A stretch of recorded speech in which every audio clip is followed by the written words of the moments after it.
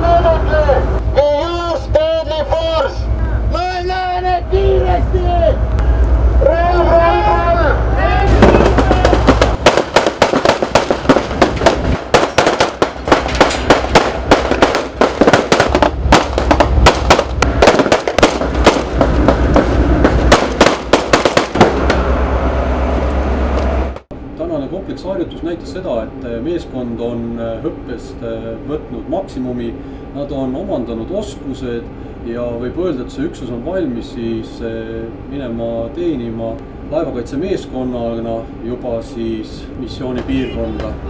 Lisaks peaks tulema üks nädal ka väljaõpet Prantsusmaal. Meeskond on ühtne, meeskond on valmis tegutsema igas situatsioonis ja meeskonnal võib olla kindel. Minul on taoline õppus mereväega sellel laeval esimene ja piirivalve aja jooksul vist, kui ma nüüd väga ei valeta, siis vist kolmas. Minu pilgu jaoks on ta vahva. Kena meri, rõõmus, värske, mõnusalt kõigutab. See teeb teil seda asja natukene juba keerulisemaks ka. Aga see on meri.